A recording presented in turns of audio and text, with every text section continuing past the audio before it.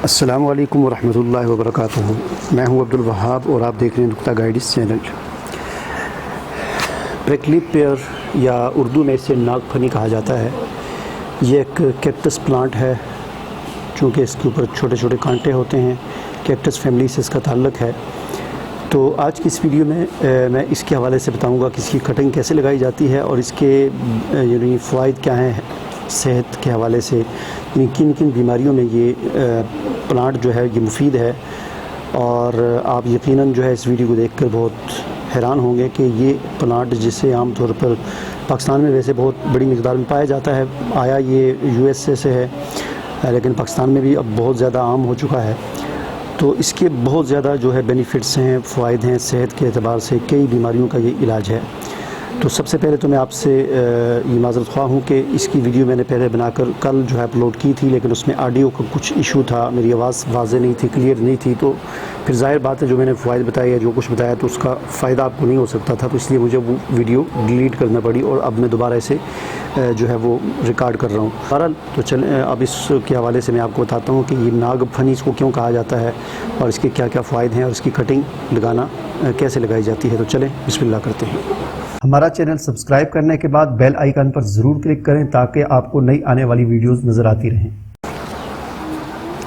तो नाज़रीन, सबसे पहली बात तो ये है कि इसको जो नागफनी इसलिए कहा जाता है कि आप यहाँ पर देख सकते हैं इसका जो तना होता है, इसका जो पत्ता होता है वो बिल्कुल इस तरह होता है जिस तरह नाग, यानी नाग आप जानते हैं कि एक सांप होता है और वो अपने जो है गर्दन पर इस तरह खड़ा होता है, तो फिर उसकी गर्दन चौड़ी हो जाती है, तो उस गर्दन चौड़ी को फन कहा जाता है। तो उस एतबार से, उस मुनासबत से इसको नागफनी कहा जाता है। तो ये जो प्लांट है ये इसको इंग्लिश में प्रिकली पेयर कहा जाता है।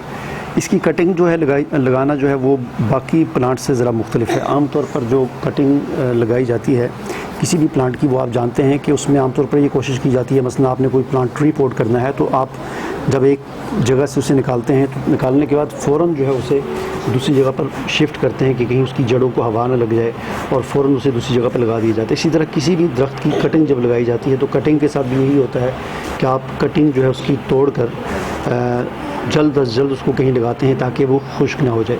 लेकिन आपके लिए ये बहुत हैरानगी की बात होगी कि ये नागफनी या प्रिकली पेयर जो है इसका मामला इस तरह नहीं है, बल्कि इसका मामला यूँ है कि इसकी अगर आपने कटिंग लगानी है, मसलन आपने यहाँ से कटिंग लगानी है, इसको मैं मसलन यहाँ से काट देता हूँ, तो आप इस तरह इसका एक हिस्सा जो है वो तोड़ें यहाँ से। तो तोड़ने के बाद आपने करना ये है कि जैसा कि आप यहाँ पर देख सकते हैं कि ये एक इसका पत्ता जो है ये मैंने तोड़ दिया है। तो इसको ऐसा नहीं है कि आपने इसी तरह इसको गाड़ देना है। अगर आप इसको काटने के बाद फ़ौरन इसको लगाएंगे तो ये कभी भी ग्रो नहीं करेगा। इसका लगाने का तरीका ये होता है कि इसको आपने 5-6 दिन के लिए, 6-7 दिन के लिए इसी तरह अपने घर में रख देना है, कमरे में रखना है, धूप में नहीं रखना है इसको। तो 5-6 दिन जब आप इसे रखेंगे तो रखने के बाद इस तरह होगा कि इसका ये जो हिस्सा है यहाँ पर इसके जो है वो खाल सी आ जाएगी, यानी ये छुप जाएगा और इसके छुपने के बाद जो है वो फिर इसके अंदर पानी जाने का ख़तरा नहीं होगा। अगर आप इसको इसी तरह लगाएंगे तो इसके अंदर पानी चला जाएगा और पानी जाने की सूरत में ज़ाहिर बात है कि फिर ये ख़राब होना शुरू हो जाएगा। तो इसको आप 5-6 दिन के लिए रख दें साए में, कमरे की साए में, तो 5-6 दिन के बाद ये आगे से बंद हो जाएगा। तो उसके बाद आप इसको जहाँ पर भी लगाएंगे ये ख़राब नहीं होगा। तो इस बात से आप न घबराएं कि ये ख़राब होगा, इसको आप 10 दिन भी रखा रहने दें, ये ख़राब नहीं होता। तो बहरहाल ये तो इसका लगाने का, कटिंग लगाने का तरीका हो गया। दूसरी एक इस केयर के हवाले से ये बात भी याद रखें कि इसको ज़्यादा पानी की ज़रूरत नहीं होती। अगर आप इसके प्लांट को, ये जो जिस तरह कि मेरे पास मैंने गमले में इसको लगाया हुआ है, तो इसको अगर आप जो है वो ज़्यादा पानी देंगे तो पानी से भी ज़्यादा ये ख़राब हो जाता है। और दूसरी जो इसके हेल्थ के हवाले से जो मैं अभी आपको बताने लगा हूँ, तो ज़ाहिर बात है इसके जो फ़वाइद हैं वो इन पत्तों के भी हैं और ज़्यादा इसके जो फ़वाइद हैं इसके साथ एक जो फल लगता है उस फल के फ़वाइद हैं। तो फल ज़ाहिर बात है कि इस तरह के छोटे से गमले में अगर हम लगाएंगे तो इसमें फल जो है वो नहीं लगेगा। फल हासिल करने के लिए आपको ये काश्त करना पड़ेगा ज़मीन में, और ज़मीन में ये फिर बहुत बड़ा हो जाता है, बड़े बड़े इसके जो है पत्ते हो जाते हैं और बेशुमार पत्ते लग जाते हैं और काफ़ी घना हो जाता है, तो फिर वहाँ पर इसके साथ फल लगता है। तो ये जितने भी फ़वाइद हैं इसके, ये इसके फलों के फ़वाइद हैं। तो फ़वाइद इसके क्या क्या हैं? एक तो इसका मिजाज के हवाले से ये याद रखें कि ये गर्म खुश्क है, यानी दर्जा दोम, यानी ये गर्म है और उसके अलावा तर नहीं है बल्कि खुश्क है। तो गर्म खुश्क जितनी भी चीज़ें होती हैं, जो भी चीज़ गर्म खुश्क होगी वो सेहत के लिहाज से बाकी तमाम मिजाजों से सबसे बेहतरीन होती है। इसका एक फ़ायदा ये है कि इसका जो पत्ता है, मसलन ये इसका पत्ता है, तो इस पत्ते को अगर आप फोड़े फिंसियों पर जो जिस्म पर होते हैं उन पर इसको गर्म करके आप लगाएं तो ये पत्ता जो है फोड़ों के अंदर से जितने गंद होता है, मवाद होता है, उसको निकाल देता है। उसके अलावा इसका फल जो होता है आपको स्क्रीन पर नज़र आ रहा होगा, इसका जामनी कलर का फल होता है, जिस तरह गुलाब जामुन होता है उस तरह के फल होता है। तो ये फल जो है ये खाने से सुजाक एक बीमारी है, उसके जरासीम पेशाब के रास्ते से निकल जाते हैं और बिल्कुल जो है वो सुजाक की बीमारी को ख़त्म कर देता है। इसके फल के हवाले से एक छोटी सी दिलचस्प बात आपको बता दूं कि ये आज से 20-25 साल पहले की बात है। हमारे इलाके में ये बहुत होता था, किसी के घर में लगा होता था, वो काफ़ी लोगों के घर में लगा था, लेकिन हमें ये नहीं पता था कि इसका फल खाया जाता है। हम समझते थे पता नहीं जहर है क्या है, तो इसके फल जो है हम तोड़कर फेंक देते थे। लेकिन हमारे एक अजीज़ जो सऊदी अरब में थे वो वहाँ से वापस आए, तो उन्होंने जब इसके फल को देखा तो वो तोड़ तोड़ के खाने लगे। तो हमने कहा ये क्या? तो उन्होंने कहा कि ये सऊदी अरब में इसका फल बहुत महंगा बिकता है और अरब के लोग जो हैं वो जिस्मानी ताकत के लिए इसे बड़े शौक़ से खाते हैं। तो फिर उसके बाद हमने भी खाना शुरू किया और मैंने भी कई दफ़ा इसको खाया। बहरहाल हमारे मुल्क के एक मारूफ डॉक्टर हैं, डॉक्टर रफ़ीक चौधरी साहब, वो इसके फ़वाइद लिखते हुए वो कहते हैं कि ये नागफनी जो है ये कोलेस्ट्रॉल को कम करता है, यानी दिल की जितनी बीमारियां हैं ज़ाहिर बात है कोलेस्ट्रॉल की इजाफे से होती हैं, तो ये कोलेस्ट्रॉल को कम करता है। इसके अलावा इसका एक और फ़ायदा ये है कि नशे की ज़्यादती को दूर करता है। मसलन किसी आदमी ने कोई शराब पी ली या कोई भी नशावर चीज़, उसने कोई दवाई नशावर खा ली, तो उसके असरात को ये इसका फल जो है वो कम करता है। इसी तरह इसका एक फ़ायदा ये है कि ये क़ुव्वत हज़म के निज़ाम को बेहतर बनाता है, यानी इंसान का जो हाज़मे का निज़ाम होता है उसको ये बेहतर करता है।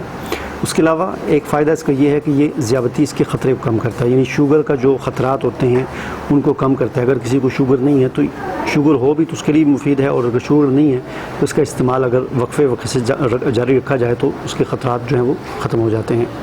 इसके अलावा जिस्म के अंदर बीमारियों से बचाव के लिए जो क़ुव्वत मुदाफ़ियत इंसान को चाहिए होती है उसमें ये नागफनी बहुत मुफीद है। इसके अलावा एक फ़ायदा इसका ये है कि ये वज़न को कम करता है, जिस्म की सोजन को ख़त्म करता है। बाज़ लोगों का जिस्म जो है वो सूज जाता है पूरा जिस्म, तो जिस्म की सोजन जो है उसको ये ख़त्म करता है। इसी तरह हड्डियों और मोरों की बीमारियों में ये मुफीद है। हड्डियों की बीमारी होती हैं, जोड़ों के दर्द होते हैं, मोरे जो होते हैं वो कमज़ोर हो जाते हैं या डैमेज हो जाते हैं, तो उसकी जितनी भी बीमारियां हैं मोरों की, उसमें ये काफ़ी मुफीद है। इसके अलावा इसका एक और फ़ायदा ये है कि ये जिस्म में खून पैदा करता है, ताज़ा खून पैदा करता है। और एक और फ़ायदा इसका ये है कि ये इंसान के जिस्म में जो शरियानें होती हैं, जो खून की जो रगें होती हैं, उनको ये लचकदार बनाता है, उनको जो है वो उनके अंदर उसके अंदर जो रुकावटें होती हैं उनको ये ख़त्म करता है। और इसी तरह सबसे बड़ा इसका एक अहम फ़ायदा ये है कि ये कैंसर के लिए जिस्म के अंदर क़ुव्वत मुदाफ़ियत पैदा करता है, कैंसर की बीमारी को जो है उससे बचाता है। अलगरज़ यानी डॉक्टर रफ़ीक अहमद चौधरी साहब और दूसरे जो माहिरीन हैं वो कहते हैं कि ये नागफनी या प्रिकली पेयर का ये कैक्टस प्लांट जो है, ये इसके पत्ते भी और इसके जो ख़ास तौर पर इसका जो फल है वो उन तमाम बीमारियों में मुफीद है जो आम तौर पर किसी भी इंसान को 40 साल की उम्र के बाद लगती हैं। यानी आम तौर पर शुगर 40 साल के बाद होती है, दिल की बीमारियां 40 साल के बाद होती हैं, हड्डियों में जोड़ों में दर्द 40 साल के बाद होता है। तो ऐसी तमाम बीमारियां जो 40 साल की उम्र के बाद किसी आदमी को लगती हैं, उन तमाम बीमारियों में ये मुफीद है।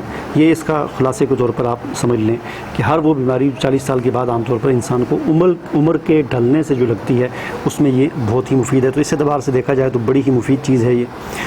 जहाँ तक इसके इन पत्तों की बात की जाए तो मैंने देखा है, वीडियोस कुछ देखी हैं कि यूरोप के लोग जो है इनको भी खाते हैं, सब्ज़ी की तरह पका खाते हैं। जिस तरह हम अपने घरों में कोई भी सब्ज़ी पकाते हैं, काट कर प्याज टमाटर वगैरह डालकर तड़का लगाकर कोई भी सब्ज़ी हम पकाते हैं, तो यूरोप में लोग जो है इसकी सब्ज़ी बनाकर इसके पत्तों को भी खाते हैं। पाकिस्तान में ज़ाहिर बात है कभी इतनी ये चीज़ मुतारिफ़ नहीं है, इसका ट्रेंड नहीं है, लेकिन बहरहाल इसके पत्ते भी खाए जा सकते हैं, इसका फल भी खाया जा सकता है।